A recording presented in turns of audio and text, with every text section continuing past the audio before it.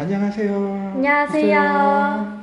ADHD에 대한 궁금증을 싹 다 풀어주는 예, 샘에서 바다로입니다. 네, 안녕하세요. 안녕하세요. 네, 선생님 그러면 초등학교 시기에는 ADHD 남자아이와 여자아이는 어떤 차이점이 있을까요? 예, 그 남자아이가 여자아이 이제 공통점도 있고 조금 다른 점도 있는데요. 네,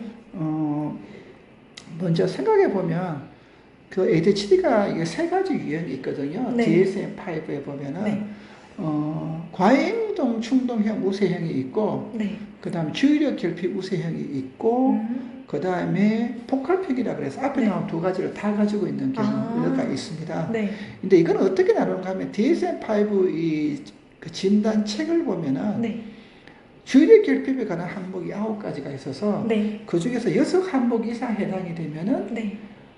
주의력 결핍 우세형 이렇게 이야기하는 거거든요. 아, 그리고 과잉행동 충동성에서 네. 거기도 9가지 항목이 있는데 거기서 6가지 이상이 아니고 네. 5개 이렇게 되면 주의력 결핍 우세형이라고 하는 거고, 네, 그렇지 않고 과잉행동 충동형의 9가지 중에서 6가지가 해당되고, 네. 주의력 결핍의 9가지 항목 중에서 5가지 이하로 해당이 되면 그때는 과잉행동 충동형 우세형이라고 하는 거죠. 네. 그리고 주의력 결핍, 과잉행동 충동성 9가지 항목 중에서 6가지 이상 다 해당이 되고, 네. 주의력 결핍에서도 9가지 항목 중에서 6가지 이상 다 해당이 되면 그거는 우리가 복합형이라고 하는 거죠. 아, 그러면 우세형이 되기 위해서는 해당 항목에 대한 6가지는 무조건 충족이 돼야 한다라는 그렇죠. 건가요? 양쪽 모두에서 충족이 돼야 되는 거죠. 아, 양쪽 모두에서요? 예, 그래서 이제 보시면 네. 이제 과잉행동 충동성 우세형의 ADHD를 먼저 한번 볼게요. 네. 예.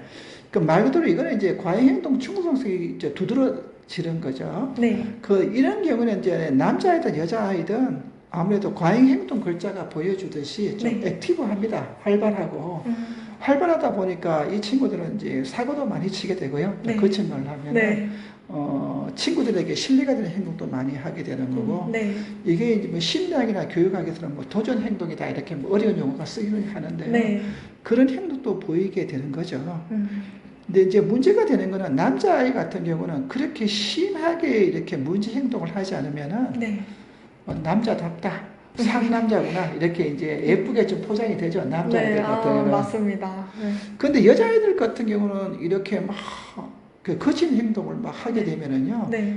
일반적으로 여자답지 않다라고 사람들이 생각하죠. 아, 그런 것 같아요. 그런데 이제 선생님 보시기에는 여자답지 않다는 거는 뭐 우리나라가 전 세계적인 여성 이미지를 보면 어떤 걸까요? 여자답지 않다는 게. 약간 말괄량이다, 정숙하지 않다? 예, 네. 그런 거죠. 네. 그러니까 요즘은 많이 좋아졌지만 아직도 네. 그런 이미지를 가지고 계신 분이 많잖아요. 네, 맞습니다. 예, 그러다 보니까 이 ADHD 과잉행동 충동성이 강한 그 여자아이 같은 경우는 네. 그런 관점에서 보면 조금 별난 여자아이죠. 네, 그렇죠. 예, 그러다 보니까 이제 주변 사람들이 좀 이렇게 뭐라고 할까요? 좀 무시한다 그럴까? 차가운 시선으로 보게 될 가능성이 높겠죠. 네, 여학생 입장에서는 너무 힘들겠어요. 아, 그럼요. 기분이 별로 좋죠. 기분이 안 좋다는 정도를 넘어서 불쾌하죠. 네, 상처받기도 하고요. 그렇죠. 예. 근데 이 아이 입장에서 보면 내가 일부러 그러려고 하는 게 아니거든요. 네, 내가 그렇게 만들어져서 태어나서 행동하는 건데, 네. 그걸 가지고 너는 왜 여자답지 않냐, 뭐 네. 말괄량이다 이러면서 올려주지 않으면 네. 우선 문제가 생기는 게 사회성 발달이 느려지거든요. 아, 그런 부분. 사회성 발달이라는 거는 네. 경험으로 하는 거거든요. 네, 그렇잖아요. 그렇죠. 이게 사회성 발달을 할 수 있는 잠재력은 누구나 가지고 태어나지만 네, 그거를 사람과 만나서 그걸 꼭 피워야 되는데 네.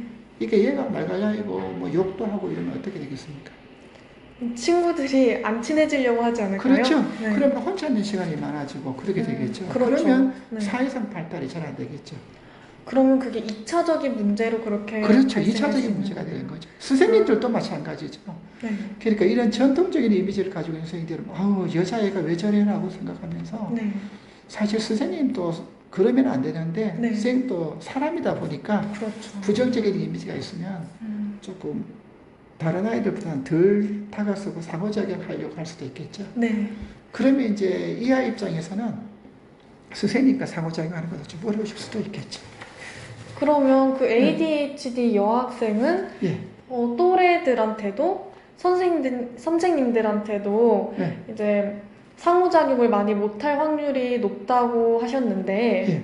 그렇다면 이런 상황에서 부모님께서는 어떻게 아이에게 대하면 좋을지 궁금합니다. 아, 예. 네. 이제 부모님 입장에서 보면은요. 네. 우선은 그 전통적인, 제가 몇 번 반복합니다만은 네. 그러니까 성역할 이미지를 바꿔주셔야죠. 성역할 이미지라는 거는 예를 들면 어떻게- 여자아이는 네. 뭐 조심해야 된다. 네. 뭐 주변 사람 분위기에 맞춰줘야 된다. 네. 자기 주장을 세게 하면 안 된다. 이런 거를 조금 이런 이미지를 좀 버려주셔야 되죠. 그런 이미지를 버리는 이제 부모님들이 할 수 있는 예시가 혹시 있을까요? 저 거기까지는 제가 예상치 못한 질문인데요. 네. 예, 우선은 이제 흔하게 하는 건요 부모 교육입니다. 부모 교육이요. 예, 네. 그래서 부모님 상담을 할 수도 있고 교육을 할 수 있는데요. 네. 이제 부모님을 불러서 네. 이런 특성이 있는 아이입니다. 네. 그러니까 이 아이 자체가 나쁜 게 아니고요. 근데 네. 부모님들 오해하시는 건 이런 게 있어요. 저 경험인데요. 네. 이 아이가 이제 뭐 과잉 행동을 한다, 액티브하다라는 것이 네. 엄마에게 도전한다, 네. 엄마를 무시한다, 음. 얼마나 힘들게 하려고 일부러 이런다 이렇게 네. 생각하시는 분들이 종종 계시더라고요. 네. 근데 실은 전혀 그런 게 아닙니다. 네. 근데 왜 그런 걸 알 수가 있는가 하면 예를 들어서 이제 어머님을 예를 들면 이제 어머니하고 딸하고 ADHD 자녀하고 사이가 안 좋아서 네.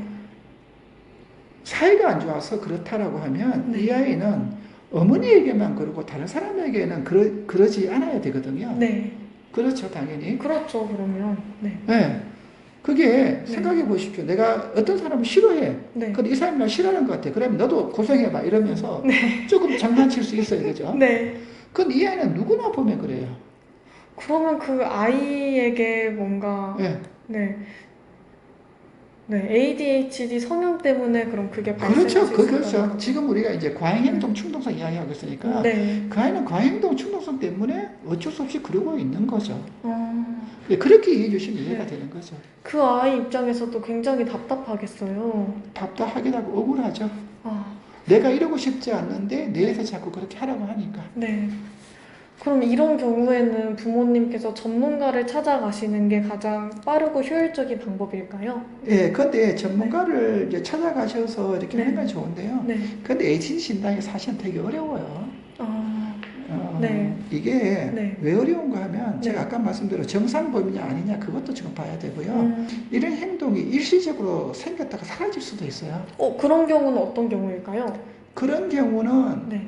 가장 쉬운 사례는 ADHD 원인을 이야기할 적에 뇌의 전두엽을 이야기하거든요. 네.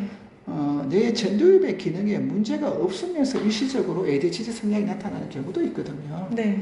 근데 그런 경우는 어떤가 하면 정서적으로 강한 충격을 받았거나 네. 아니면 요즘 PTSD 뭐 내상이라는 말 쓰죠. 네, 그렇죠. 사람이 네. 네.